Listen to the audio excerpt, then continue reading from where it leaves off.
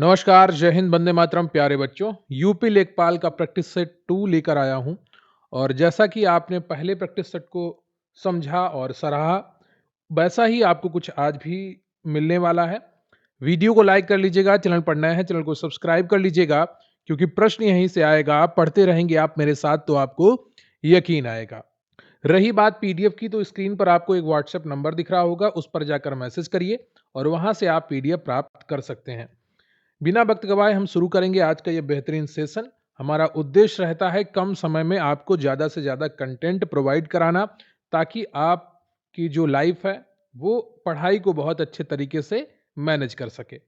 पहला प्रश्न है आपका कि निम्नलिखित में से किसे मदर ऑफ इंडियन रिवॉल्यूशंस कहा जाता है? एनी बेसेंट, मैडम भीकाजी कामा, कल्पना दत्त, प्रीतिलता वाडेदर। बताइएगा इनमें से कौन सा ऑप्शन सही है। निम्नलिखित में से किसे मदर ऑफ इंडियन रिवॉल्यूशन कहा जाता है? सही उत्तर है आपका बी, मैडम भीकाजी कामा। मैडम भीकाजी कामा को भारतीय क्रांति की जननी कहा जाता है। उन्होंने 1907 में स्टटगार्ट जर्मनी में आयोजित अंतर्राष्ट्रीय सोशलिस्ट सम्मेलन में पहली बार भारतीय तिरंगा फहराया था। वे दादा भाई नौरोजी की निजी सचिव भी रही थी। अगला प्रश्न है आपका कि सुदर्शन झील का निर्माण किस शासक के काल में हुआ था? 4 ऑप्शन दिए गए हैं, एक सही है, वो आपको बताना है कि कौन सा है। सही उत्तर है आपका डी, चंद्रगुप्त। सुदर्शन झील का निर्माण चंद्रगुप्त मौर्य के प्रांतीय शासन राज्यपाल पुष्यगुप्त वैश्य ने कराया था। यह झील गुजरात के गिरनार क्षेत्र में स्थित है। सम्राट अशोक के समय तुषास्प ने यहाँ से नहरें निकाली थी। शक शासक रुद्रदामन और गुप्त शासक स्कंदगुप्त ने भी इसकी मरम्मत करवाई थी। अगला प्रश्न है आपका कि पुष्यभूति राजवंश की वंशावली अधोलिखित किस राजा के नाम से प्रारंभ होती है? प्रभाकर वर्धन, राज्यवर्धन, नरवर्धन या आदित्यवर्धन। सही उत्तर है आपका ऑप्शन सी, नरवर्धन। वर्धन राजवंश या पुष्यभूति वंश की स्थापना पुष्यभूति ने की थी। अभिलेखीय साक्ष्यों जैसे बांसखेड़ा ताम्रपत्र के अनुसार वंशावली नरवर्धन के नाम से शुरू होती है। प्रभाकर वर्धन इस वंश के सबसे शक्तिशाली राजा थे, जिन्होंने महाराजा धीराज की उपाधि धारण की थी। अगला प्रश्न है आपका कि अधोलिखित में से कौन सी ताम्र पाषाणिक ग्रामीण संस्कृति प्राचीनतम है? जोरेवे संस्कृति, कायथ संस्कृति, आहार संस्कृति या मालवा संस्कृति। सही उत्तर है आपका बी, कायथा संस्कृति। मध्य प्रदेश के कायथा संस्कृति लगभग 2000 से 1800 ईसा पूर्व को भारत की सबसे पुरानी ताम्र पाषाणिक ग्रामीण संस्कृति माना जाता है।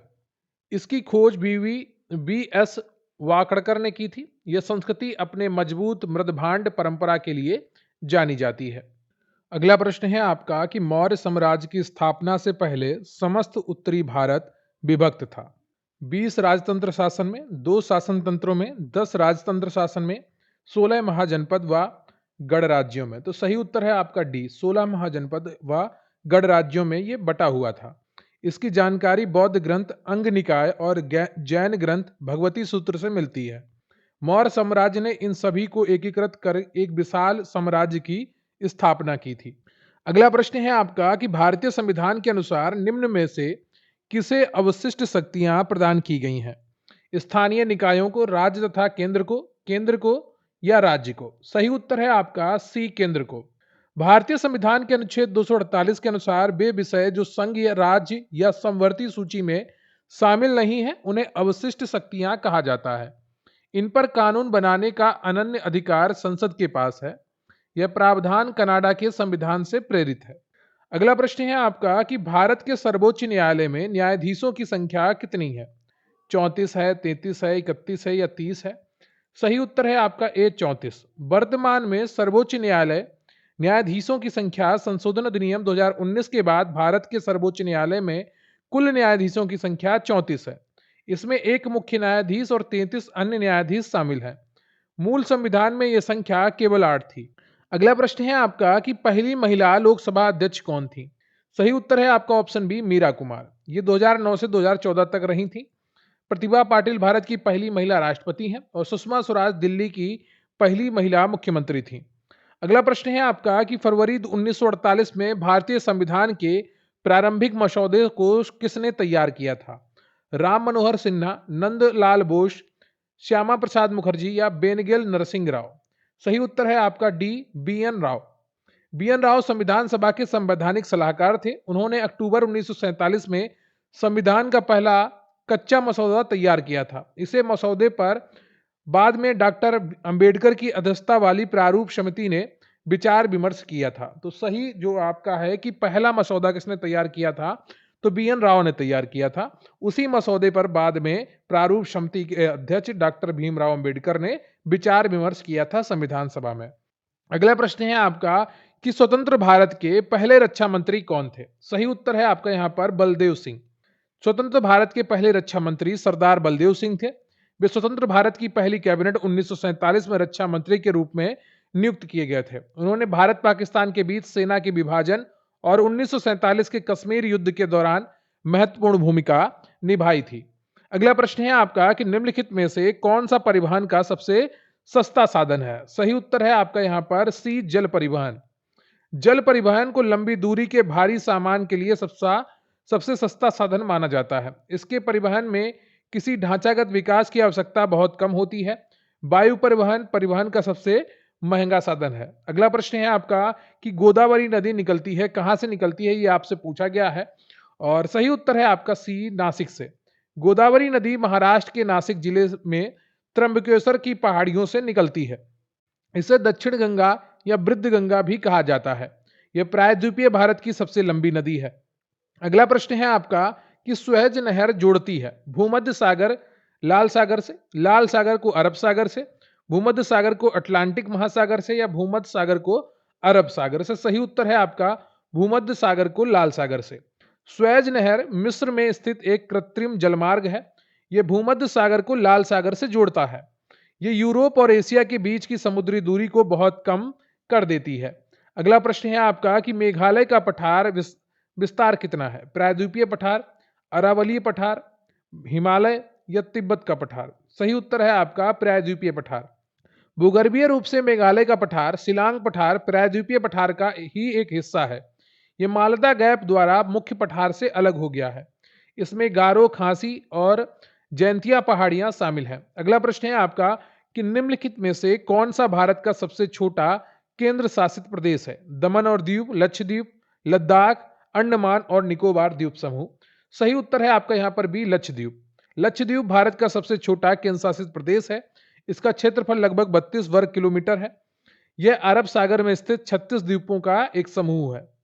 अगला प्रश्न है आपका कि यदि मौद्रिक नीति ब्याज दरों के प्रबंधन और धन की आपूर्ति से संबंधित है तो राजकोषीय नीति किससे संबंधित है? बैंकिंग, कराधान और सरकारी खर्च, विदेशी व्यापार या आयात और निर्यात? सही उत्तर है आपका बी, कराधान और सरकारी खर्च। राजकोषीय नीति सरकार की आर्थिक नीति का एक प्रमुख साधन है जो कराधान और सरकारी खर्च से संबंधित है। इसके द्वारा आर्थिक विकास, सामाजिक न्याय, मूल्य स्थिरता जैसे लक्ष्यों की पूर्ति की जाती है। इस नीति का निर्माण तथा क्रियान्वयन वित्त मंत्रालय द्वारा बजट के माध्यम से किया जाता है। अगला प्रश्न है आपका कि ऑपरेशन फ्लड निम्न में से किससे संबंधित है? स्वच्छ जलापूर्ति, बाढ़ की रोकथाम, मत्स्य उद्योग या दुग्ध आपूर्ति? सही उत्तर है आपका डी, दुग्ध आपूर्ति। ऑपरेशन फ्लड का संबंध दुग्ध आपूर्ति और उत्पादन से है। यह वर्ष 1970 में राष्ट्रीय डेयरी विकास बोर्ड द्वारा शुरू किया गया था। वर्तमान में भारत विश्व में दुग्ध उत्पादन में प्रथम स्थान पर है। अगला प्रश्न है आपका कि भारत में राष्ट्रीय आय की गणना के लिए किस लागत पर विचार किया जाता है? सही उत्तर है आपका कारक लागत। भारत में राष्ट्रीय आय की गणना के लिए कारक लागत यानी कि फैक्टर कॉस्ट पर विचार किया जाता है। राष्ट्रीय सांख्यिकी कार्यालय एनएसओ राष्ट्रीय आय के अनुमान के लिए नोडल एजेंसी है। इसमें अप्रत्यक्ष करों को छोड़कर सरकार द्वारा दी जाने वाली सब्सिडी शामिल होती है। अगला प्रश्न है आपका कि निवल आर्थिक कल्याण की गणना करते समय निम्नलिखित मदों में से किसे जीएनपी में से घटाया जाता है? सही उत्तर है आपका शहरी जीवन की भीड़ के समायोजन को। निवल आर्थिक कल्याण की गणना करते समय शहरी जीवन के भीड़ के समायोजन को जीएनपी से घटाया जाता है। यह सकल राष्ट्रीय उत्पाद की तुलना में आर्थिक कल्याण के व्यापक माप की एक अवधारणा है। अगला प्रश्न है आपका कि पूंजीगत व्यय क्या है? हेल्थ केयर कार्यक्रमों पर व्यय की गई धनराशि, किसानों के लिए सब्सिडी पर व्यय की गई धनराशि, ऋण चुकाने पर व्यय की गई धनराशि या अवसंरचना के विकास पर व्यय की गई धनराशि? सही उत्तर है आपका डी, अवसंरचना के विकास पर व्यय की गई धनराशि। अवसंरचना विकास पर व्यय की गई धनराशि पूंजीगत व्यय कहलाता है। सरकार की परिसंपत्तियों में वृद्धि करने वाले खर्चों को पूंजीगत व्यय माना जाता है।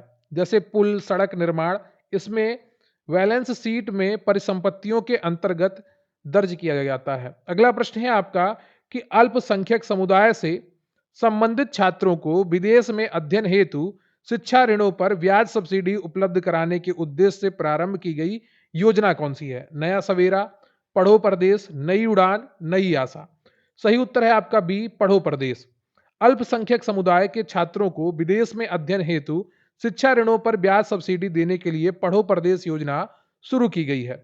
इस योजना का शुभारंभ अल्पसंख्यक कार्य मंत्रालय द्वारा किया गया था। अगला प्रश्न है आपका कि बागवानी किसानों को सब्सिडी वितरित करने के उद्देश्य से भारत सरकार द्वारा शुरू किया गया डिजिटल प्लेटफॉर्म कौन सा है? सही उत्तर है आपका सीडीपी सुरक्षा डिजिटल प्लेटफॉर्म।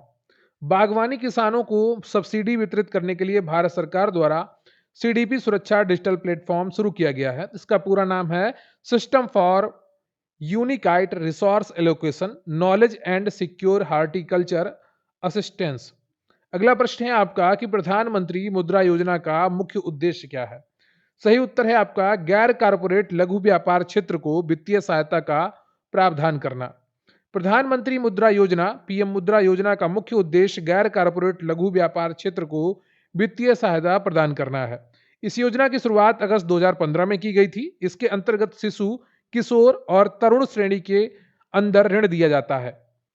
अगला प्रश्न है आपका कि प्रधानमंत्री ग्राम सड़क योजना के संदर्भ में कौन सा कथन सत्य है? और यहाँ पर आपके उपरोक्त सभी सही हैं। इसकी शुरुआत वर्ष 2000 में हुई थी। 500 लोगों की आबादी वाले ग्रामीण क्षेत्रों को मुख्य सड़क से जोड़ना, यह पूर्णतः केंद्र द्वारा प्रायोजित योजना है। अगला प्रश्न है आपका कि स्वास्थ्य एवं परिवार कल्याण मंत्रालय द्वारा केंद्र सरकार की स्वास्थ्य योजना लाभार्थियों के लिए कौन सा ऐप लॉन्च किया गया है? सही उत्तर है आपका माई सी GHS ऐप। स्वास्थ्य एवं परिवार कल्याण मंत्रालय ने CGHS लाभार्थियों के लिए माई CGHS ऐप लॉन्च किया है। इस ऐप के माध्यम से लाभार्थी अपने स्वास्थ्य सेवाओं, दवाओं और अन्य जानकारी को डिजिटल रूप से एक्सेस कर सकते हैं। अगला प्रश्न है आपका कि 26 सितंबर 2025 में भारत के 15वें उपराष्ट्रपति कौन चुने गए? सही उत्तर है आपका यहाँ पर सी ऑप्शन, CP राधाकृष्णन। 12 सितंबर 2025 को उन्होंने औपचारिक रूप से शपथ ली। उन्होंने जगदीप धनखड़ का स्थान लिया है। भारतीय संविधान के अनुसार उपराष्ट्रपति का कार्यकाल 5 वर्ष का होता है। अगला प्रश्न है आपका कि सरकार के आकार के संबंध में 2025 आर्थिक स्वतंत्रता सूचकांक द्वारा मूल्यांकित एक प्रमुख घटक है। सार्वजनिक शिक्षा वित्त पोषण, सरकारी खर्च के स्तर, राष्ट्रीय रक्षा व्यय या विदेशी सहायता योगदान। सही उत्तर है आपका सरकारी खर्च के स्तर। सरकार के आकार घटक का मूल्यांकन मुख्य रूप से सरकारी खर्च के स्तर और कर के बोझ के आधार पर किया जाता है। हेरिटेज फाउंडेशन द्वारा जारी आर्थिक स्वतंत्रता सूचकांक 2025 में भारत 128वें स्थान पर रहा है। इस वर्ष सिंगापुर ने विश्व में शीर्ष स्थान प्राप्त किया। अगला प्रश्न है आपका कि खेलो इंडिया पैरा गेम्स 2025 में पावर लिफ्टर जसप्रीत कौर ने कौन सा पदक जीता? सही उत्तर है आपका ए, स्वर्ण पदक। उन्होंने महिलाओं के 45 किलोग्राम वर्ग में 101 किलोग्राम भार उठाकर राष्ट्रीय रिकॉर्ड स्थापित किया। इन खेलों का आयोजन नई दिल्ली में किया गया था, जिसमें हरियाणा शीर्ष स्थान पर रहा था। अगला प्रश्न है आपका कि जून 2025 में पहला खगोल पर्यटन महोत्सव कहां आयोजित किया गया? शिमला, लेह, नैनीताल, दार्जिलिंग। सही उत्तर है आपका बी, लेह लद्दाख। भारत का पहला आधिकारिक खगोल पर्यटन महोत्सव लेह लद्दाख में आयोजित किया गया। जून 2025 में आयोजित इस महोत्सव का मुख्य उद्देश्य हेनले डार्क स्काई रिजर्व को बढ़ावा देना है। यह भारतीय खगोल भौतिक संस्थान के सहयोग से संपन्न हुआ था। अगला प्रश्न है आपका कि जुलाई 2025 में भीम यूपीआई को आधिकारिक रूप से अपनाने वाला कैरिबियन क्षेत्र का पहला और विश्व का 8वां देश कौन बना है? सही उत्तर है आपका यहाँ पर बी, त्रिनिदाद और टोबैगो। जुलाई 2025 में त्रिनिदाद और टोबैगो ने आधिकारिक रूप से भीम यूपीआई को अपनाया है। कैरिबियन क्षेत्र का पहला और विश्व का 8वां देश है जिसने भारतीय यूपीआई को स्वीकार किया है। तो त्रिनिदाद और टोबैगो ने यूपीआई को जुलाई 2025 में अपनाया है। अगला है कि अंतरिक्ष में भेजा गया भारत का प्रथम उपग्रह कौन सा है? सही उत्तर है आपका यहाँ पर सी, आर्यभट्ट। भारत का अंतरिक्ष में प्रक्षेपित प्रथम उपग्रह आर्यभट्ट है। इसका प्रक्षेपण तत्कालीन सोवियत संघ के कापुस्तीन यार प्रक्षेपण केंद्र से 19 अप्रैल 1950 को किया गया था। इसे कॉस्मोस 3M प्रक्षेपण यान द्वारा भेजा गया था। अगला प्रश्न है आपका कि गुरुत्वीय तरंगों को पहली बार देखा गया था सितंबर 2014 में, सितंबर 2015 में, अगस्त 2017 में या अक्टूबर 2017 में? सही उत्तर है आपका 20 सितंबर 2015 में। 14 सितंबर 2015 को गुरुत्वीय तरंगों का पहला प्रत्यक्ष अवलोकन किया गया। इससे संबंधित घोषणा 11 फरवरी 2016 को लिगो द्वारा की गई थी। Laser interferometer gravitational wave observatory.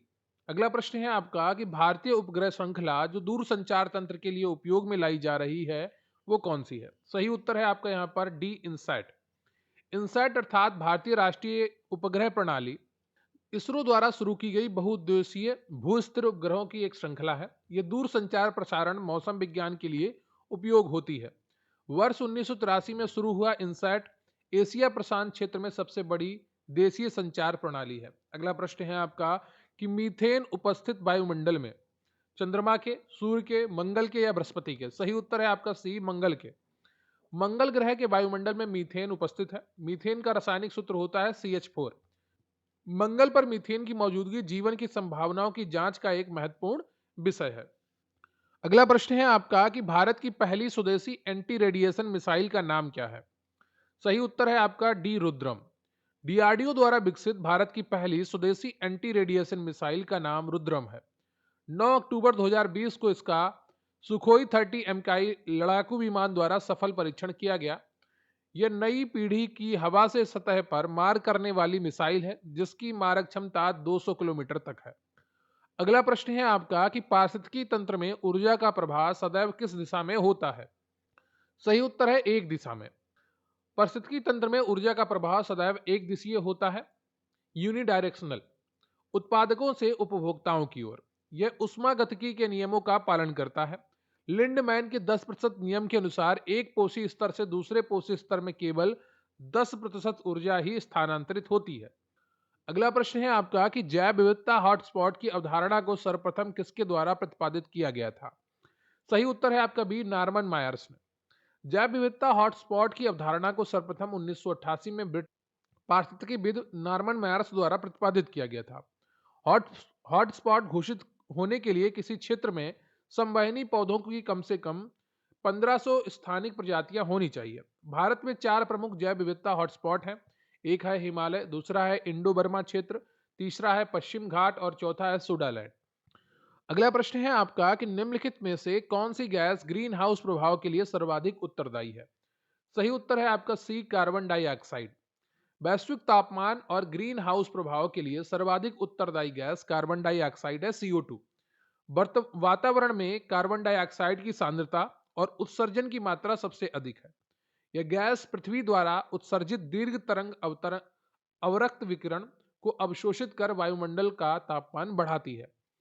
अगला प्रश्न है आपका कि पर्यावरण संरक्षण अधिनियम भारत में किस वर्ष लागू किया गया था? सही उत्तर है आपका सी, 1986। भारत में पर्यावरण संरक्षण अधिनियम वर्ष 1986 में लागू किया गया था। इसे भारतीय संविधान के अनुच्छेद 253 के तहत भोपाल गैस त्रासदी के बाद एक व्यापक कानून के रूप में लाया गया था।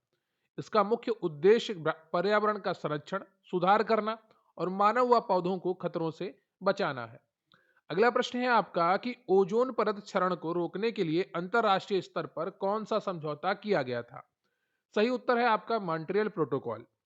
ओजोन परत को नुकसान पहुंचाने वाले पदार्थों में के उत्पादन को रोकने के लिए मॉन्ट्रियल प्रोटोकॉल समझौता किया गया था। यह समझौता 16 सितंबर 1987 को हस्ताक्षरित हुआ और 1 जनवरी 1989 से प्रभावी हुआ। इसका मुख्य लक्ष्य है CFCs और अन्य ओजोन क्षयकारी रसायनों के उपयोग को समाप्त करना। अगला प्रश्न है आपका कि आपदा प्रबंधन अधिनियम 2005 के तहत राष्ट्रीय आपदा प्रबंधन प्राधिकरण के पदेन अध्यक्ष कौन होते हैं? तो भारत के प्रधानमंत्री होते हैं। ठीक है। धारा 3 के अनुसार राष्ट्रीय आपदा प्रबंधन प्राधिकरण के पदेन अध्यक्ष भारत के प्रधानमंत्री होते हैं। एनडीए में भारत में आपदा प्रबंधन के लिए नीतियां और योजनाएं तैयार करने वाली सर्वोच्च वैधानिक संस्था है। राज्य स्तर पर एसडीएमए की अध्यक्षता मुख्यमंत्री करते हैं। अगला प्रश्न है आपका कि सेंडाई फ्रेमवर्क का संबंध निम्नलिखित में से किस क्षेत्र से है?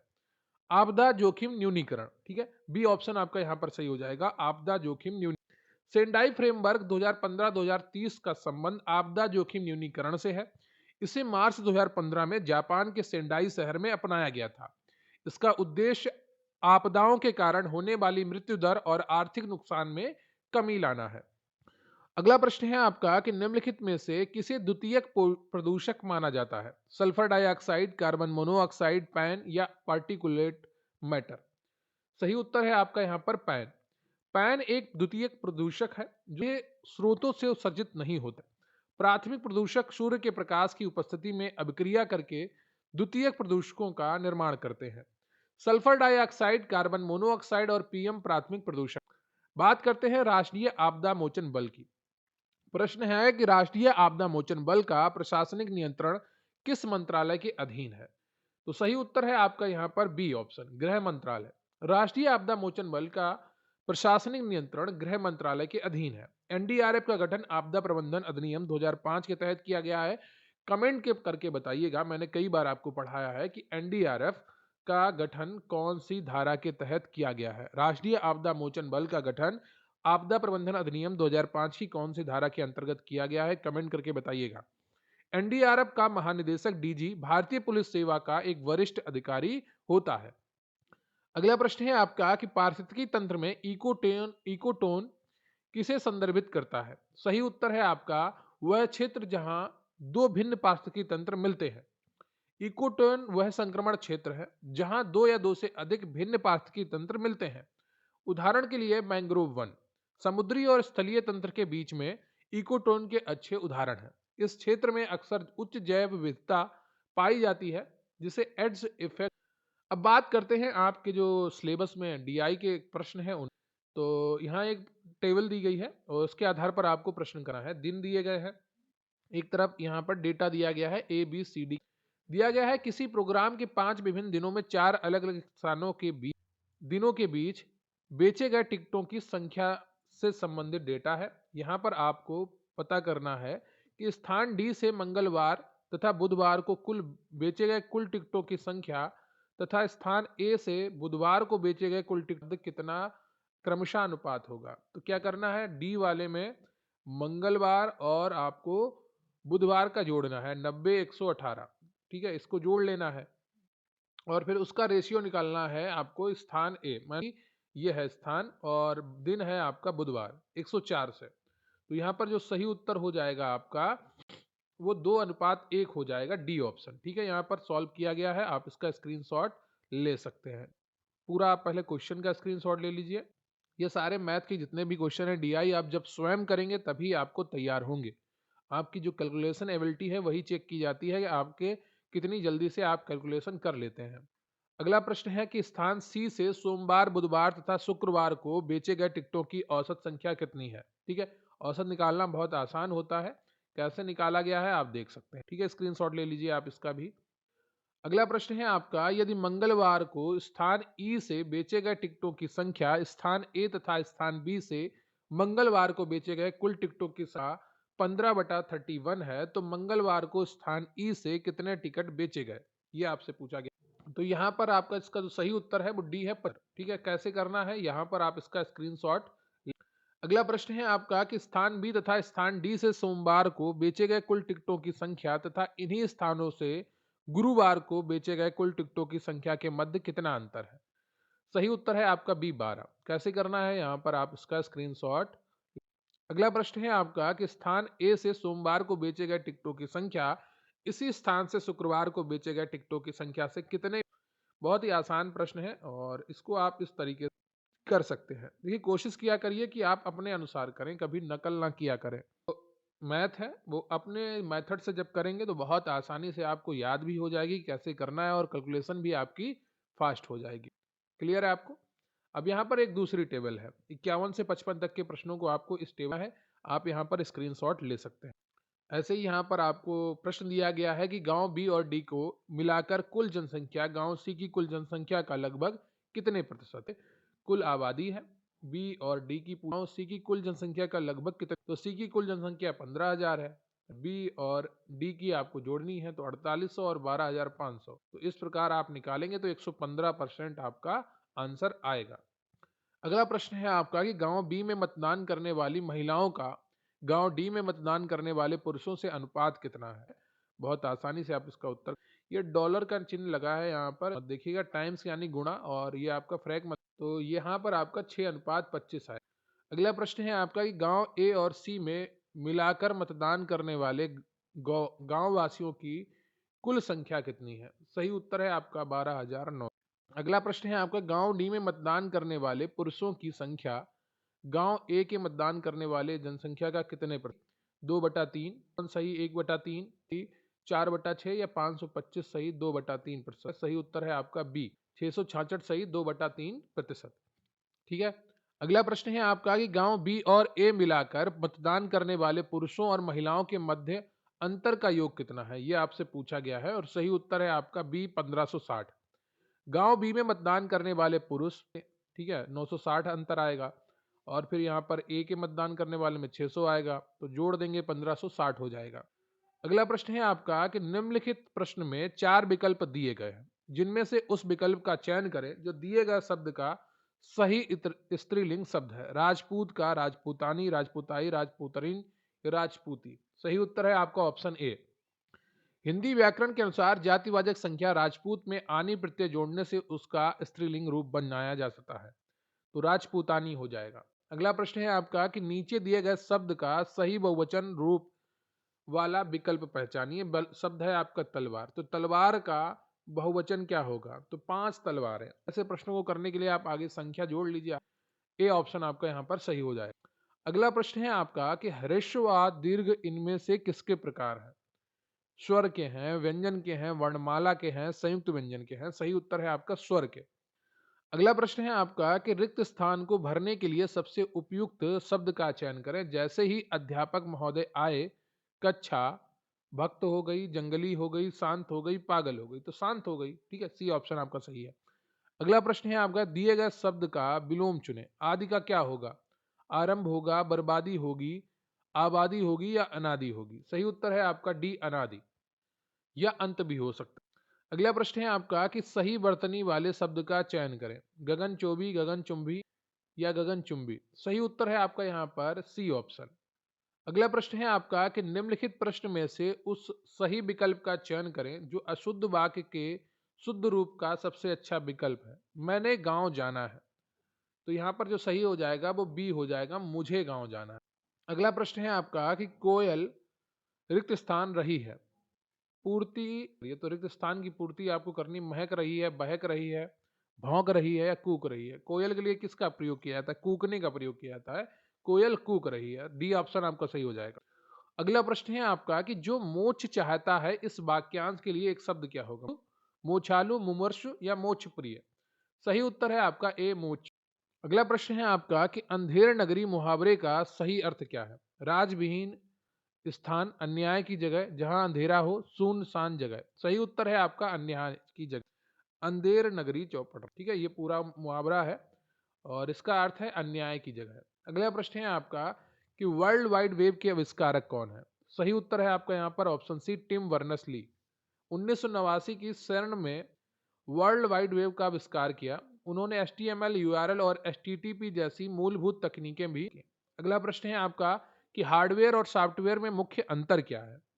सही उत्तर है ऑप्शन बी, हार्डवेयर भौतिक होता है और सॉफ्टवेयर जो होता है वो प्रोग्रामों का एक समूह होता है। हार्डवेयर के लिए जैसे आप स्पीकर है ना, जो आप कान में ब्लूटूथ लगाते हैं, उसमें माइक भी होता है, वो इनपुट डिवाइस के रूप में भी काम करता है, आउटपुट डिवाइस के रूप में भी, लेकिन वो आपका हार्डवेयर है। सॉफ्टवेयर क्या है, जिस ऐप को आप प्रयोग करते फोन में या अपने सिस्टम में, वो सॉफ्टवेयर होता है, जैसे आपका MS वर्ड हो गया।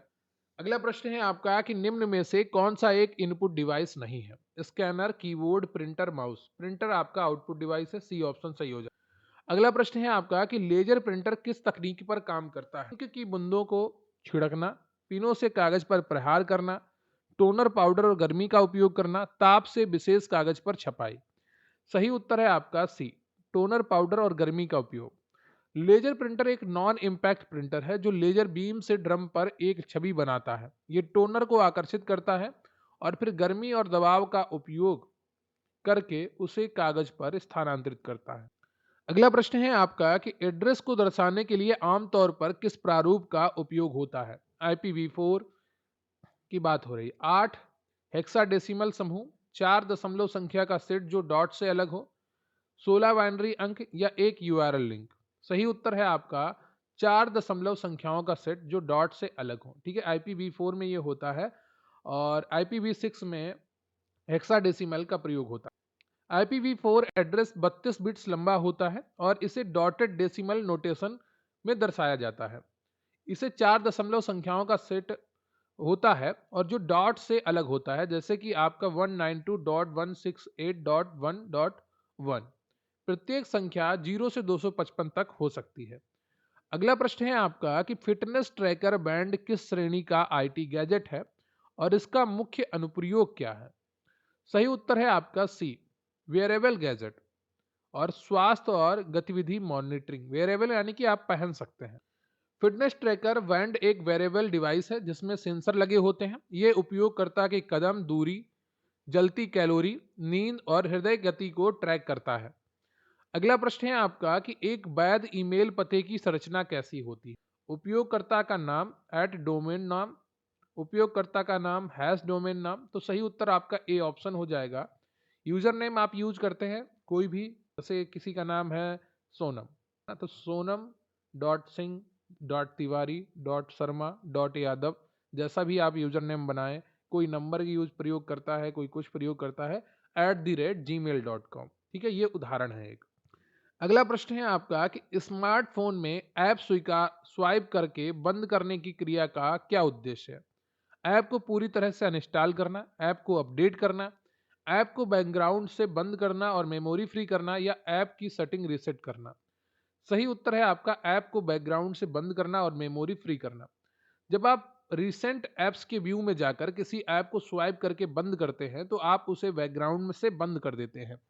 इससे उस ऐप की प्रोसेस रुक जाती है और उसके द्वारा प्रयोग की जा रही मेमोरी मुक्त हो जाती है। लो मेमोरी वाले फोनों में ऐसा करना पड़ता है ताकि आपका फोन सही तरीके से चलता रहे। अगला प्रश्न है आपका कि MS वर्ड में पृष्ठ के शीर्ष या तल में पृष्ठ संख्या, दस्तावेज शीर्षक आदि जोड़ने के लिए किस फीचर का उपयोग किया जाता है। फुटनोट का, हेडर और फुटर का, वाटरमार्क का, पेज बॉर्डर का। सही उत्तर हो जाएगा ऑप्शन बी आपका हेडर और फुटर का। अगला प्रश्न है आपका कि MS एक्सेल में किसी कॉलम में मानों को योग ज्ञात करने के लिए सबसे तेज तरीका क्या है। सही उत्तर है आपका ऑटो सम बटन का उपयोग करना। ऑटो सम फीचर स्वचालित रूप से सम फंक्शन डालता है और आसन्न कोश कोशिकाओं यानी सेल्स की श्रेणी का चयन करता है। इससे गणना त्वरित और त्रुटि मुक्त हो जाती है। अगला प्रश्न है आपका कि ऑपरेटिंग सिस्टम में मल्टीटास्किंग किस दक्षता को दर्शाता है। सही उत्तर है आपका बी, एक समय में एक से अधिक प्रोग्राम का या कार्य चलाना मल्टीटास्किंग कहलाता है। ऐसे सिस्टम में क्या करते हैं, एक ही समय में जो यूजर होता है, उपयोगकर्ता होता है, वो कई ऐप चला रहा होता है। आजकल सभी डिवाइसेस लगभग मल्टीटास्किंग ही आती हैं। अगला प्रश्न है आपका कि फेसबुक और ट्विटर किस श्रेणी के अंतर्गत आते हैं। E governance portal, search engine, social networking sites या ईमेल सेवा प्रदाता। ट्विटर का नाम अब एक्स हो गया है। सी, सोशल नेटवर्क साइट्स हैं ये। अगला प्रश्न है आपका कि भारत की आधार पहचान प्रणाली का प्राथमिक उद्देश्य क्या है। सही उत्तर है आपका निवासियों को एक विशिष्ट और सुरक्षित डिजिटल पहचान प्रदान करना। आधार एक 12 अंकीय विशिष्ट पहचान संख्या है जो जनसांख्यिकी और बायोमेट्रिक डेटा के आधार पर जारी की जाती है। इसका मुख्य उद्देश्य भारत के प्रत्येक निवासी को एक विशिष्ट और सुरक्षित डिजिटल पहचान प्रदान करना है। अगला प्रश्न है आपका कि UPI भुगतान प्रणाली का मुख्य लाभ क्या है।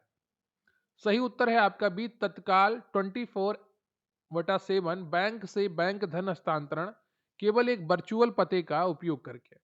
अगला प्रश्न है आपका कि कृत्रिम बुद्धिमत्ता की वह शाखा जो कंप्यूटर को बिना स्पष्ट रूप से प्रोग्राम किए गए डेटा से सीखने की क्षमता प्रदान करती है, क्या कहलाती है। क्या कहलाएगी, मशीन लर्निंग कहलाएगी। बी ऑप्शन आपका यहाँ पर सही हो जाएगा। अगला प्रश्न है आपका प्रदेश राज्य की दक्षिणी सीमा किस राज्य को स्पर्श करती है। बताइएगा, उत्तर प्रदेश राज्य की दक्षिणी सीमा किस राज्य को स्पर्श करती है। दक्षिण में उत्तर प्रदेश के कौन है, मध्य प्रदेश है। उत्तर प्रदेश की दक्षिणी सीमा मध्य प्रदेश एवं छत्तीसगढ़ राज्यों को स्पर्श करती है। राज्य की उत्तरी सीमा उत्तराखंड एवं नेपाल, पश्चिमी सीमा हरियाणा, दिल्ली व राजस्थान तथा पूर्वी सीमा झारखंड एवं बिहार को स्पर्श करती है। अगला प्रश्न है आपका कि उत्तर प्रदेश का कौन सा जिला पीतल उद्योग के कारण पीतल नगरी के नाम से जाना जाता है? सही उत्तर है आपका ए मुरादाबाद। फिरोजाबाद कांच की चूड़ी, मिर्जापुर सीमेंट एवं बरेली फर्नीचर उद्योग के लिए प्रसिद्ध है। अगला प्रश्न है आपका कि बादशाह अकबर ने बुलंद दरवाजा किस वर्ष बनवाया था? सही उत्तर है आपका 1601। गुजरात विजय के बाद यह बनवाया था। यह विश्व का सबसे बड़ा दरवाजा माना जाता है। बुलंद दरवाजा प्रदेश के आगरा जिले में फतेहपुर सीकरी में स्थित एक ऐतिहासिक स्मारक है। अगला प्रश्न है आपका कि प्रदेश राज्य का सर्वाधिक अनुसूचित जाति वाला जिला कौन सा है? सही उत्तर है आपका सीतापुर। उत्तर प्रदेश राज्य का सर्वाधिक अनुसूचित जाति वाला जिला सीतापुर है। जनसंख्या है 14,46,427। दूसरे व तीसरे स्थान पर क्रमशः इलाहाबाद और हरदोई आते हैं। वर्तमान में प्रयागराज कहते हैं। अगला प्रश्न है आपका कि प्रदेश राज्य के मतलब उत्तर प्रदेश राज्य के किस शहर में प्रसिद्ध बटेश्वर नाथ मंदिर स्थित है? सही उत्तर है आपका बी आगरा। बटेश्वर नाथ मंदिर यहीं पर आपका कार्तिक माह में प्रतिवर्ष बटेश्वर मेला लगता है, जो एक पशु मेला है। यह भगवान शिव को समर्पित 100 से अधिक मंदिरों का समूह है जो यमुना नदी के तट पर है। अगला प्रश्न है आपका कि प्रदेश की सबसे बड़ी बांध परियोजना कौन सी है? सही उत्तर है आपका डी रिहंद बांध। रिहंद बांध परियोजना प्रदेश की सबसे बड़ी बांध परियोजना है। यह सोनभद्र जिले में रिहंद नदी पर निर्मित है। यह बिजली उत्पादन एवं सिंचाई हेतु जल का उपलब्धता सुनिश्चित करती है। इसके जलाशय को गोविंद बल्लभ पंत सागर कहते हैं। अगला प्रश्न है आपका कि उत्तर प्रदेश राज्य के मथुरा एवं आगरा नगरों को पर्याप्त जल उपलब्ध कराने के उद्देश्य से कौन सी परियोजना चलाई जा रही है? गंगा बैराज, गोकुल बैराज, पूर्वी गंगा नहर, जमुना बैराज। सही उत्तर है आपका गोकुल बैराज। मथुरा एवं आगरा नगरों को पर्याप्त पेयजल उपलब्ध कराने के उद्देश्य से गोकुल बैराज परियोजना चलाई गई है।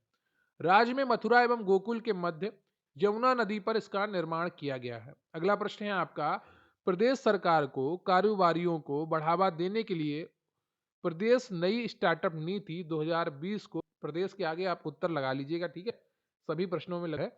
उत्तर प्रदेश सरकार ने कारोबारियों को बढ़ावा देने के लिए उद्देश्य उत्तर प्रदेश नई स्टार्टअप नीति 2020 को मंजूरी कब दी? सही उत्तर है आपका जुलाई 2020 को। इसका उद्देश्य जो है वो राज्य के सभी 75 जिलों में 100 इन्वेटरों की स्थापना करना है। अगला प्रश्न है आपका उत्तर प्रदेश राज्य का सबसे बड़ा उद्योग कौन सा है? सही उत्तर है आपका सी हथकरघा उद्योग। ये कृषि के बाद यह रोजगार प्रदान करने वाला दूसरा सबसे बड़ा क्षेत्र है। यह अपनी अनूठी हाथ से की गई कताई, बुनाई और छपाई आदि के लिए प्रसिद्ध है। अगला प्रश्न है आपका कि जनगणना वर्ष 2011 के अनुसार उत्तर प्रदेश राज्य के किस जिले में अनुसूचित जातीय जनसंख्या सबसे कम है? कौशाम्बी, उन्नाव, रायबरेली या बागपत? सही उत्तर है आपका बागपत।